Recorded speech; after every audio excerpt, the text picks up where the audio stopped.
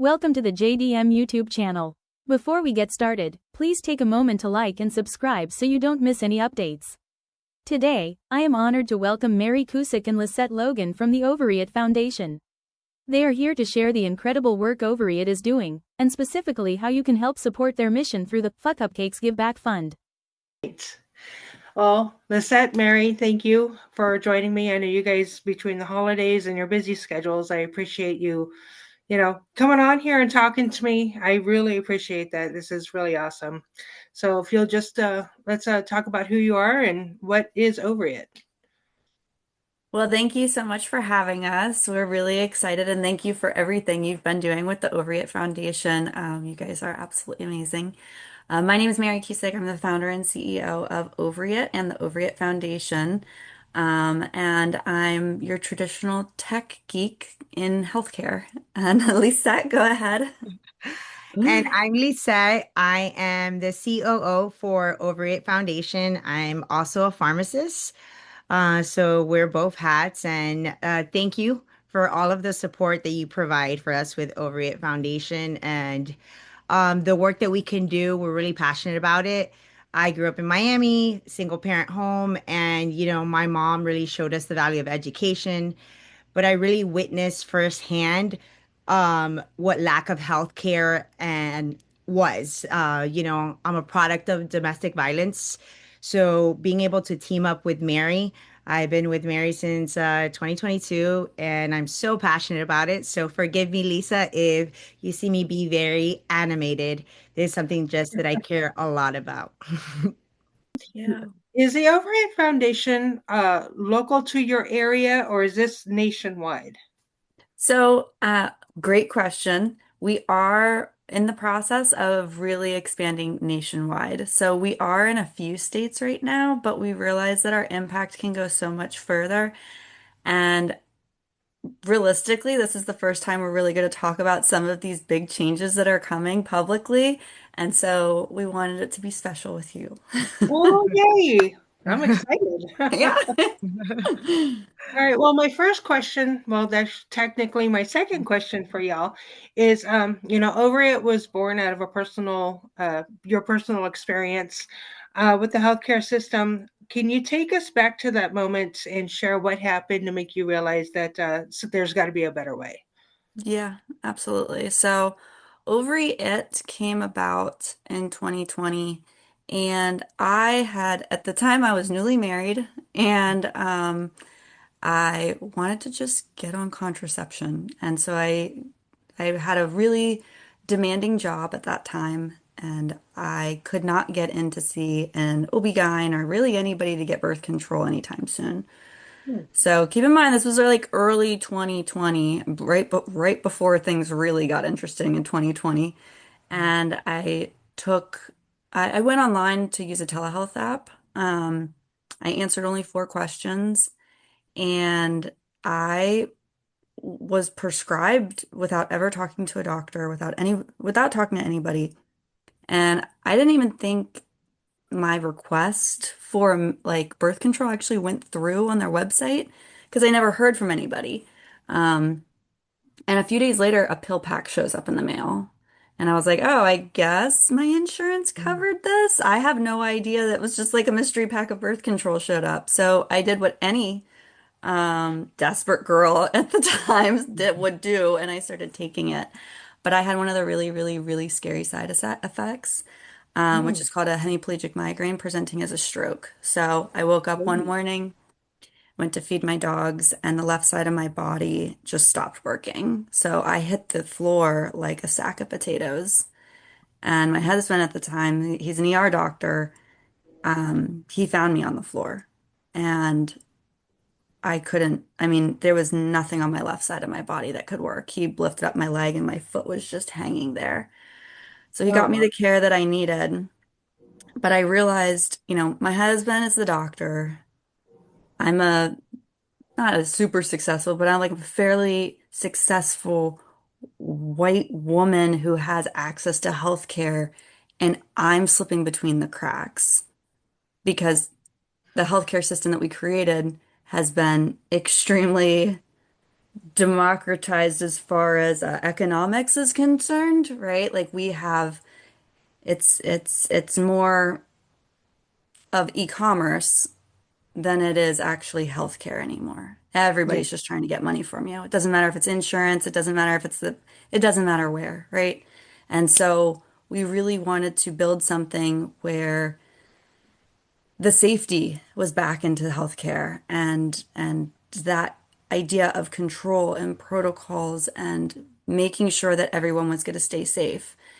And the deeper we dug into it, the more we realized, okay, yeah, this impacts everybody, but the people it really impacts the most are those in domestic violence shelters, those that are trying to get away from human trafficking, and those ladies that are coming out of incarceration who cannot find jobs, they cannot get in healthcare, they cannot hardly get any type of access.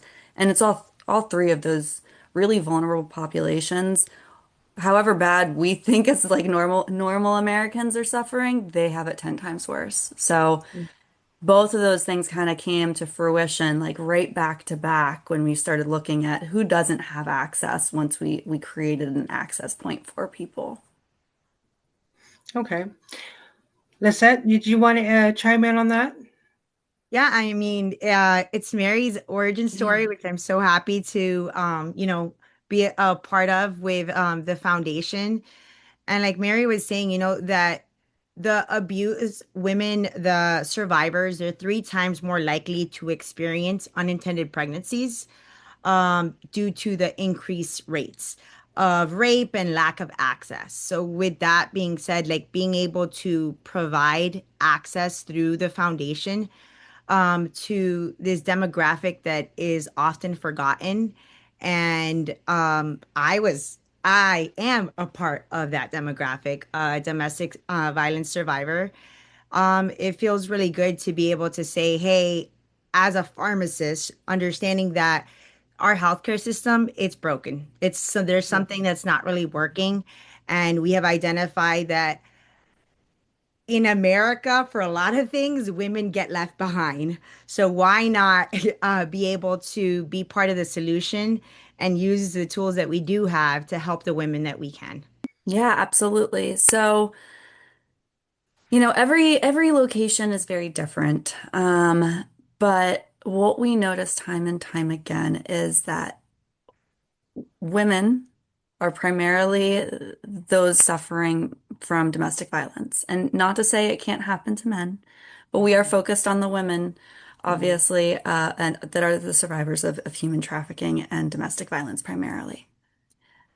These people have oftentimes they are being controlled. And I don't think that people understand unless they're either in it or they've gotten to see it when I talk about control.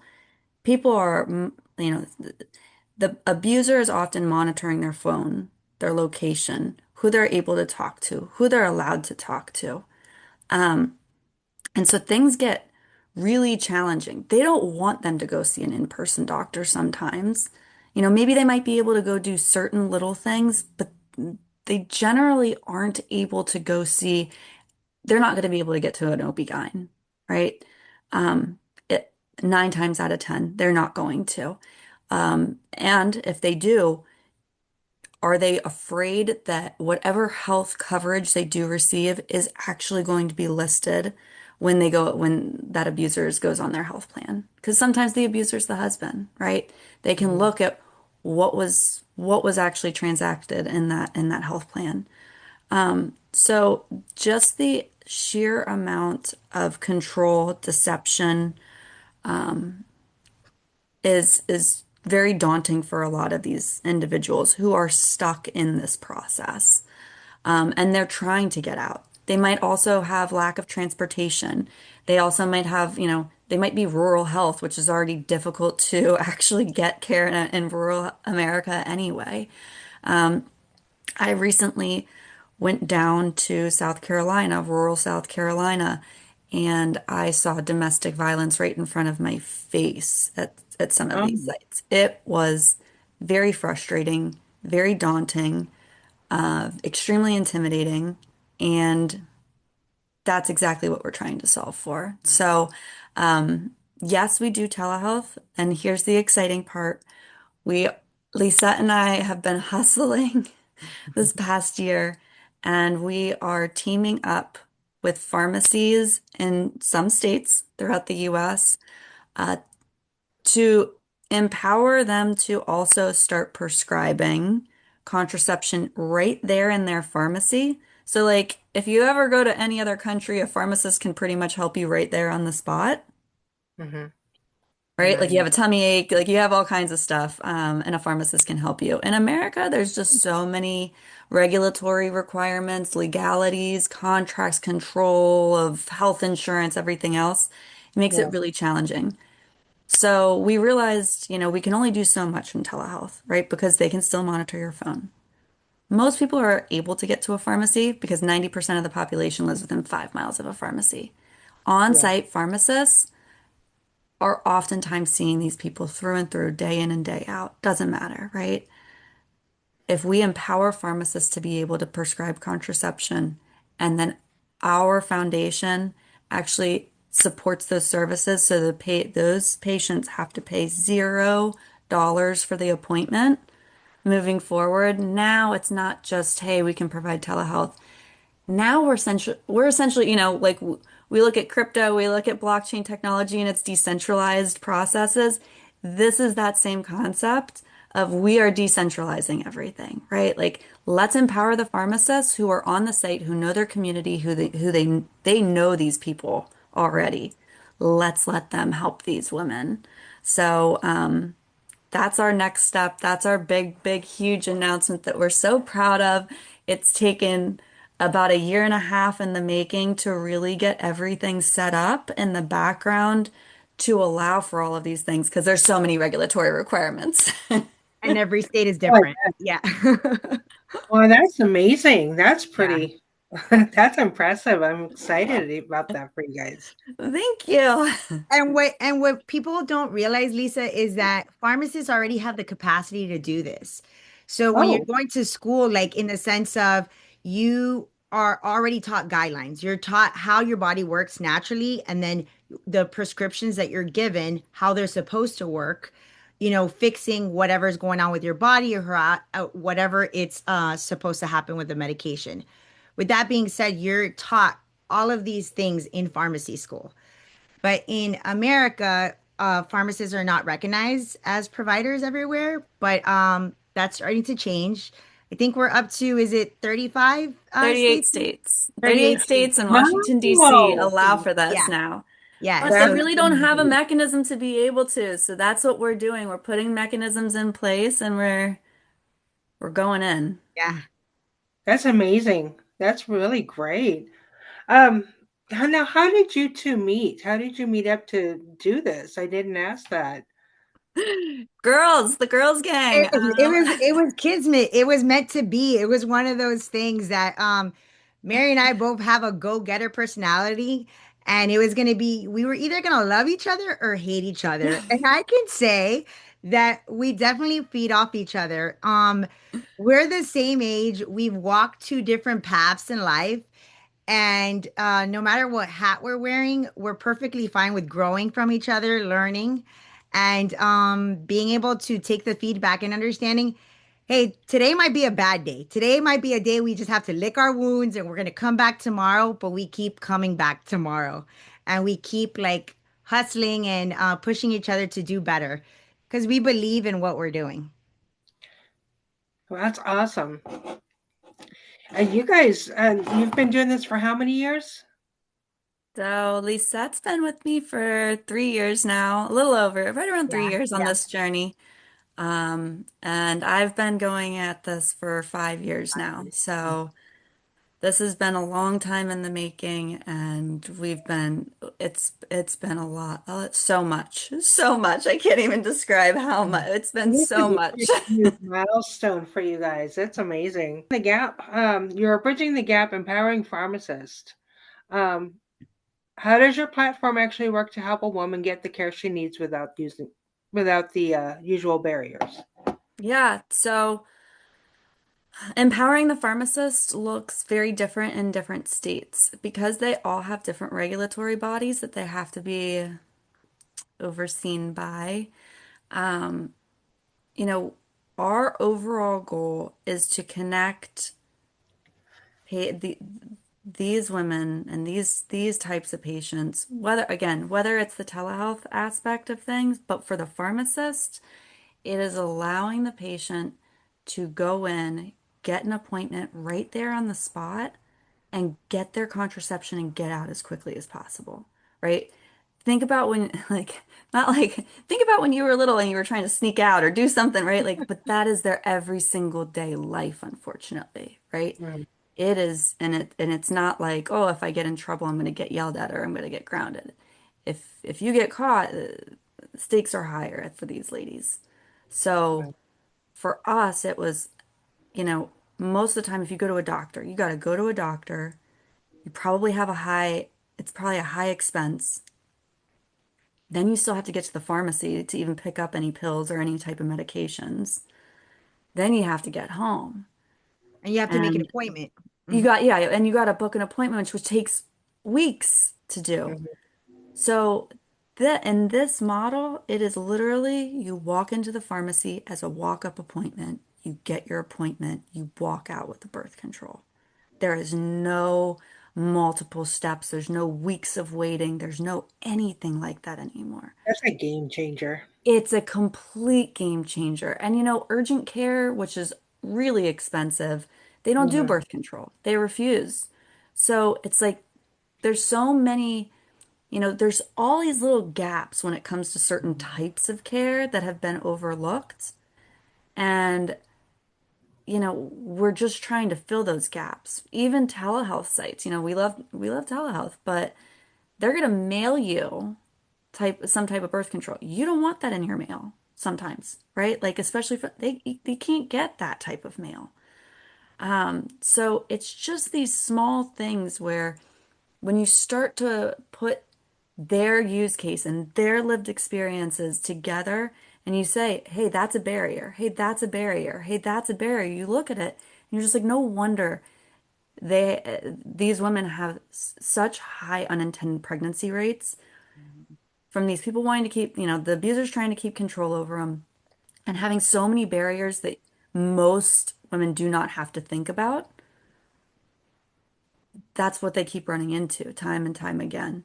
So by eliminating each one of these or offering multiple modalities, whether it is telehealth or whether it is in-person care at a pharmacy, our goal is just to team up with pharmacists, allow them to provide this type of care, and then pay them for that appointment time and thank them for their expertise and service, right? It's not like a crazy amount of money, but we're going to be, one appointment for us is $25. That's cheaper than most people's copay, Yeah. right?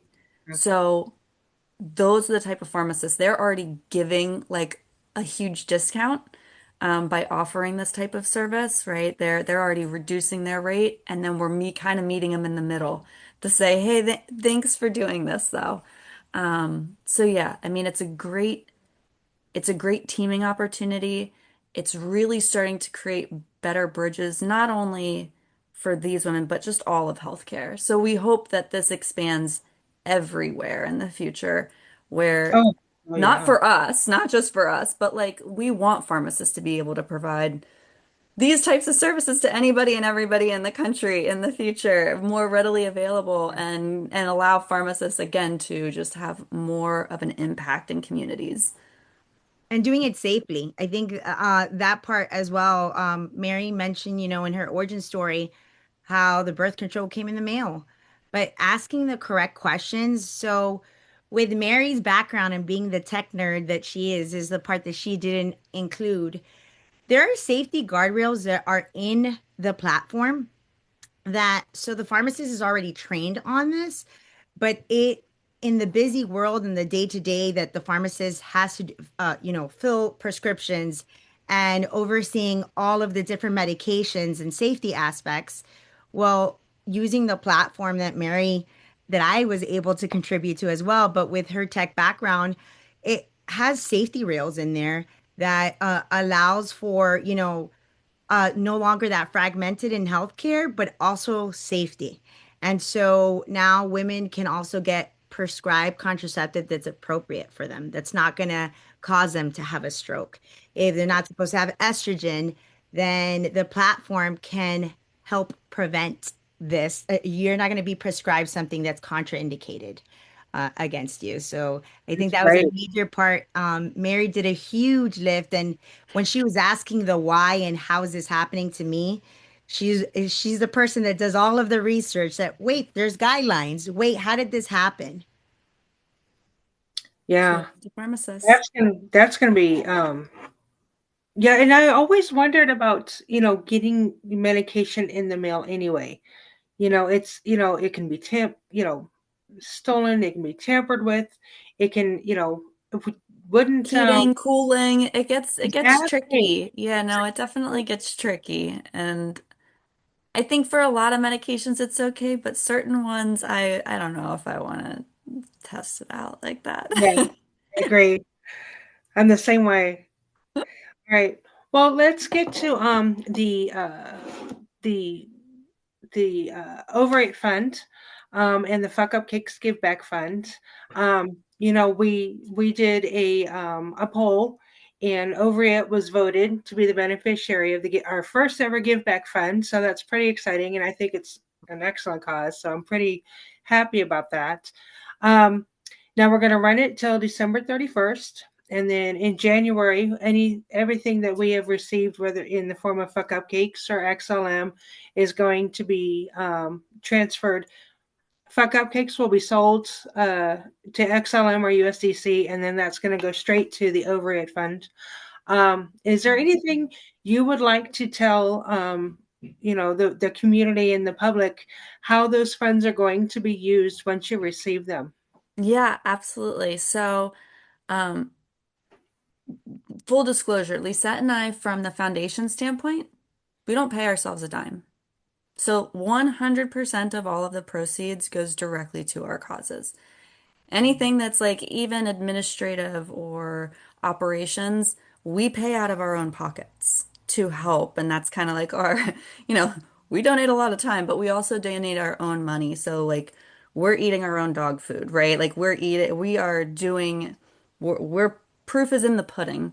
As far as what these donations go for, and towards 100% of it goes directly to appointments, appointment-based care, also emergency contraception, like Plan B. This is not an abortion pill. This is still a preconception medication. So it delays ovulation, just to let people know.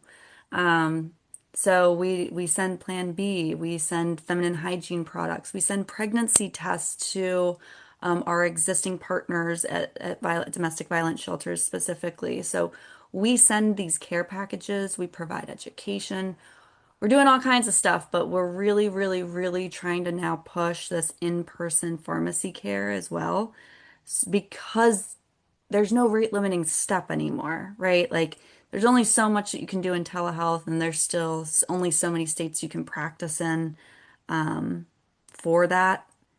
Mhm. And this pharmacy piece really opens up the sheer amount of locations that we can get into and the communities that we can get into. So we're really, really going to be pushing on this pharmacy piece. So $25 gets one person a full appointment, just to put it in perspective.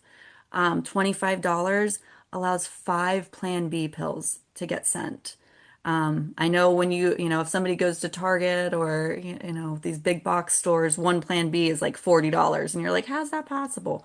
We get them at cost. So it's just shy of right around $4.20 a pill, for 25 a pill for us. So we can buy in bulk, and then we ship them out. So your dollars can go really, really far in this type of partnership where we can buy these types of resources in bulk and then ship them out accordingly. Okay. Well, and do you have any, if anybody sees this video or sees we have an article coming out about OvaryIt that's going to be coming out this week. Um, Anything that you would like any other pharmacists or people in the medical field or domestic violence shelters or anybody that wants to get in touch with you and work with you, what would you have to say to them? Reach out to us, support@overyit.com. We want to work with every domestic violence shelter, every, anti-trafficking organization. I know that a lot of times their funding is tied to state funding. So there's some states that are they want to work with us, but they're a little reluctant just because of the political aspect of what we do. It shouldn't be, but it kind of is. We never name our the parties that we work with, and that's for their protection. So we won't ever share information about the women that you're working with. We won't ever share unless you allow us to. We won't share your information. Like we keep this very HIPAA compliant, confidential medical base, and we will continue to do so. So if you would like these types of services, reach out. We will send you boxes of product. And pharmacists, if you would like to start partnering, sign up today. Lisette, talk to the pharmacist for me. Yeah, I mean, we signed up to be pharmacists so we can be part of the solution in healthcare, and this is your calling. This is your time to do it. There are barriers out there, and Mary and I have been able to be part of a great team to build a platform for pharmacists with pharmacists. Um, uh since the beginning, since day one, the pharmacist, that process was thought about. So workflow is not something that should be a constraint because we thought about that, and the safety rails are there, so there's not going to be any liability there for you. Be part of the change, and literally join the change and be part of the solution. Do your part for your community. That's it. All right, excellent. Well, Mary, Lisette, thank you so much for taking time out of your guys' busy schedule to talk to me. Again, we want to make sure everybody knows that you don't have to be into crypto or even like meme coins to donate to the OvaryIt Foundation. You can do it directly at your website, overitfund.org. Is that right? You got it. Thank you. Yeah, just go directly there, make a direct donation, get in touch with Mary and Lisette if you want any more information. Again, thank you so much, you guys. I love you guys. You guys are Thank you, Lisa. Feeling is mutual. Thank you for you and all, the whole crew. I know it takes a village, so thank you so much. oh, you're welcome. You guys have a great night, and I hope to work with you and talk to you again soon. Sounds Yes. good. Thanks. Bye. Bye. Bye.